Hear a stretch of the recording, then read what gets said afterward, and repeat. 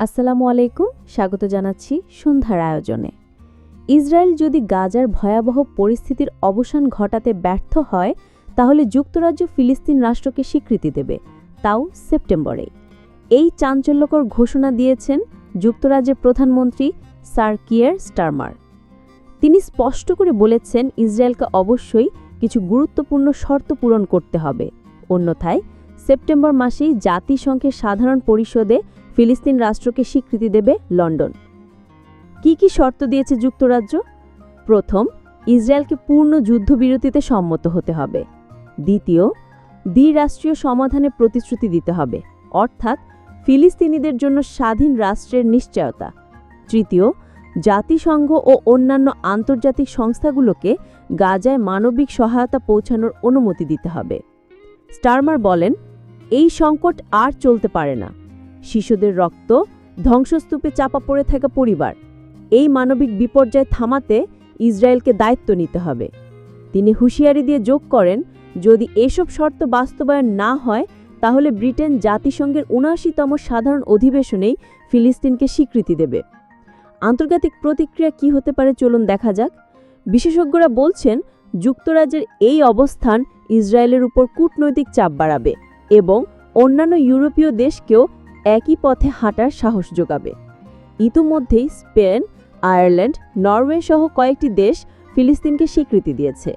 এবার যদি ব্রিটেন এমন ঘোষণা দেয় তাহলে ইসরায়েলের আন্তর্জাতিক গ্রহণযোগ্যতা। প্রধানমন্ত্রী আরও বলেন, গাজার পরিস্থিতির উন্নতি করাই তার প্রাথমিক লক্ষ্য, যার মধ্যে সহায়তা পৌঁছানো নিশ্চিত করার বিষয়টিও অন্তর্ভুক্ত। ইসরায়েল সরকার যে পদক্ষেপগুলো গ্রহণ করবে তা ইউকের কাছে তুলে ধরার কথা উল্লেখ করে স্যার কিয়ের আরও বলেন, এটিও স্পষ্ট করে বলা উচিত যে পশ্চিম তীরে কোনো দখলদারিত্ব থাকবে না। তবে বর্তমান ইসরায়েল সরকার দ্বিরাষ্ট্রীয় সমাধানের দিকে যেতে খুব একটা আগ্রহী নয়, তাই শর্তগুলোতে একমত হওয়ার সম্ভাবনাও খুবই কম। এদিকে পরিস্থিতি পরিবর্তনে হামাসকেও বেশ কিছু শর্ত দিয়েছেন স্যার কিয়ের। তিনি বলেছেন, হামাসকে অবিলম্বে সকল জিম্মিকে মুক্তি দিতে হবে, যুদ্ধবিরতিতে স্বাক্ষর করতে হবে, নিরস্ত্র করতে হবে এবং গাজার সরকারে তাদের কোনো ভূমিকা থাকবে না তা মেনে নিতে হবে। এই ঘোষণার প্রতিক্রিয়ায় ইসরায়েলি প্রধানমন্ত্রী নেতানিয়াহু সোশ্যাল মিডিয়ায় লিখেছেন, ইসরায়েল সীমান্তের আজকের একটি জিহাদি রাষ্ট্র আগামীকাল ব্রিটেনকেও হুমকির মুখে ফেলবে। জিহাদি সন্ত্রাসীদের প্রতি দরদ সবসময় ব্যর্থ হয়, এটি আপনাকেও ব্যর্থ করবে, এটি ঘটবে না, বলেন নেতানিয়াহু। সোমবার গাজা ইস্যুতে কথা বলেছেন মার্কিন প্রেসিডেন্ট ডোনাল্ড ট্রাম্পও। তিনি বলেছেন, আপনারা যুক্তি দিতে পারেন, যদি আপনি তা করেন তবে আপনি হামাসকে পুরস্কৃত করছেন এবং আমি মনে করি না তাদের পুরস্কৃত করা উচিত।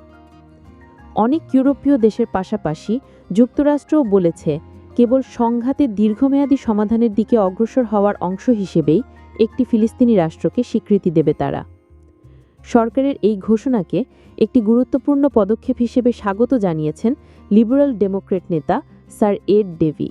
তবে প্রধানমন্ত্রীকে অবিলম্বে একটি ফিলিস্তিনি রাষ্ট্রকে স্বীকৃতি দেবার এবং গাজায় মানবিক বিপর্যয় বন্ধ করার জন্য আরও বৃহত্তর পদক্ষেপ গ্রহণ করার আহ্বান জানিয়েছেন তিনি আরও যোগ করেছেন, অনেক মাস আগে হওয়া উচিত ছিল এমন স্বীকৃতিকে দর কষাকষির উপায় হিসেবে গ্রহণ করার পরিবর্তে প্রধানমন্ত্রী উচিত অস্ত্র বিক্রয় সম্পূর্ণরূপে বন্ধ করা এবং ইসরায়েলের মন্ত্রিসভার বিরুদ্ধে নিষেধাজ্ঞা বাস্তবায়ন করে দেশটির উপর চাপ প্রয়োগ করা।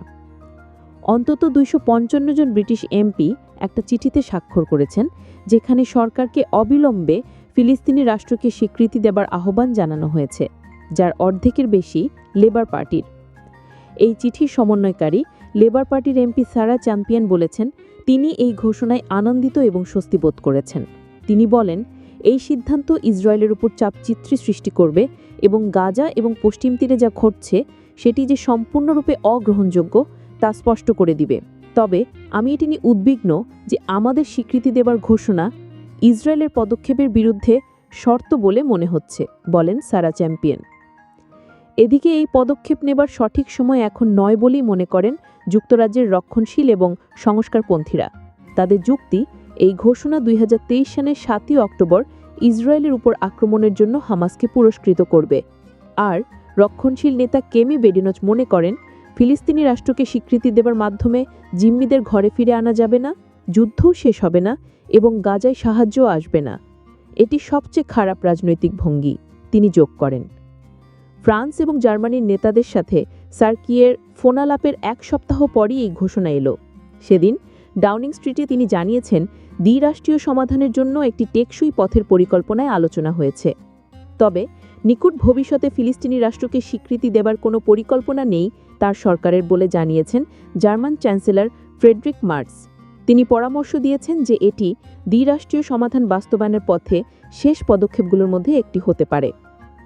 বিশ্বের অধিকাংশ দেশ, প্রায় 139টি, আনুষ্ঠানিকভাবে একটি ফিলিস্তিনি রাষ্ট্রকে স্বীকার করে। গাজায় যুদ্ধবিরতি নিশ্চিত করার জন্য কূটনৈতিক চাপ প্রয়োগের আশায় গত বছর এই পদক্ষেপ নিয়েছিল স্পেন, আয়ারল্যান্ড এবং নরওয়ে। ফিলিস্তিনি প্রতিনিধিদের বর্তমানে জাতিসংঘের বিভিন্ন কর্মসূচিতে অংশগ্রহণের সীমিত অধিকার আছে। এছাড়া আরব লীগ সহ বিভিন্ন আন্তর্জাতিক সংস্থাও এই অঞ্চলটিকে স্বীকৃতি দিয়েছে। তবে ফিলিস্তিনি রাষ্ট্রের নেতৃত্ব এবং বিস্তৃতি নিয়ে প্রশ্নগুলো প্রথমে সমাধান না করা গেলে স্বীকৃতির বিষয়টি মূলত একটি প্রতীকী বলেও অনেকে যুক্তি দিয়েছেন।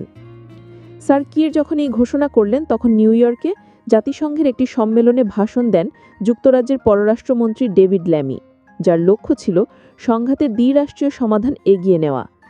ল্যামি সাংবাদিকদের বলেন, যুক্তরাষ্ট্র সম্প্রতি দিনে জর্ডানের সাথে কাজ করে গাজায় আকাশপথে 20 টন সাহায্য পাঠিয়েছে এবং পাশাপাশি স্থলপথে সাহায্য পাঠাতে ট্রাক প্রবেশের অনুমতি দেবার আহ্বান জানিয়েছে। জাতিসংঘের সংস্থাগুলো গাজার পরিস্থিতিকে মানবসৃষ্ট গণ অনাহার হিসেবে বর্ণনা করেছে। তারা এই মানবিক বিপর্যয়ের জন্য আবারও ইসরায়েলকে দায়ী করেছে, কারণ তারাই এই অঞ্চলের সমস্ত সরবরাহের প্রবেশের বিষয়টি নিয়ন্ত্রণ করে। যদিও ইসরায়েল দাবি করছে সরবরাহের উপর কোনো বিধিনিষেধ নেই কিংবা কোনো অনাহারও নেই।